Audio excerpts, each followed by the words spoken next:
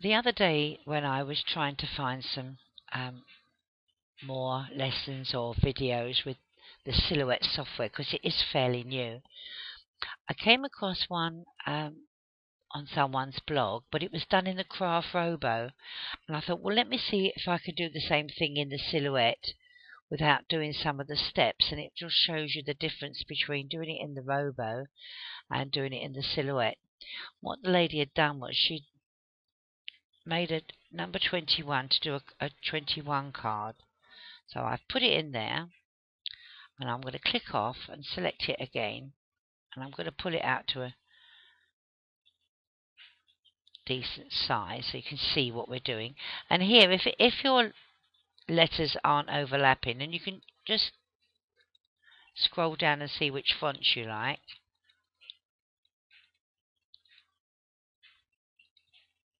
But I'm going to go back to that one because it does show up rather well.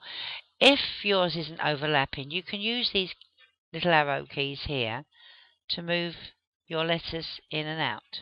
Okay. Then the next thing the lady did was she drew a rectangle here. So, and I'm now going to move that up a little with my arrow keys. And then she selected it, and going to the modify button, which is here, she used the world feature. Now with Robo, this part would then disappear, and you would have to trace it back in with one of your tools. But now with the Silhouette Studio, that's no longer necessary. Then you can do a Control D, which will make a duplicate copy, and then you can go to Object, Transform, Mirror horizontally, and then you can either make this card back to back that way, or you can weld it that way. I'm going to try this way first. Select everything and do a weld.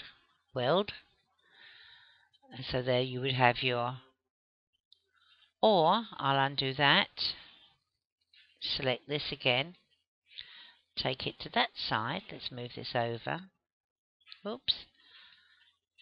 That's the points, don't need to do that. Sometimes if you double click it.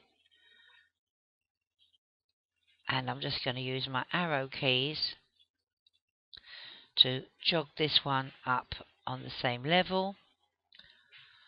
And then I'm going to click again and modify button and world. And there you have a 21 card. You could also do it with, I don't know, 18 card. I'll select it now and drag it out to its larger size. And then you can nudge these over to your heart's content. I don't know quite what that will look at, but I'm sure you can. I'll draw a little square at the bottom here again.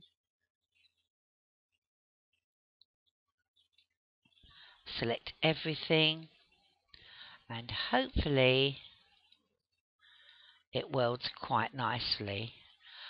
Obviously you could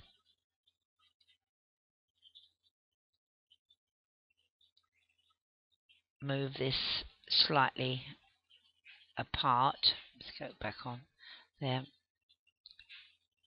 Select it. Oops. Select it and move it a little bit more apart.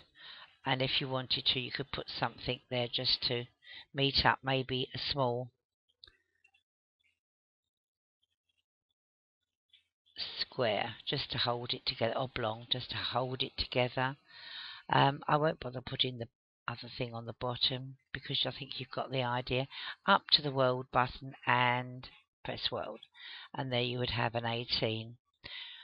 I may want to move this letter down, but it's entirely up to you. But you see, you don't lose any of these middle holes that define the shape.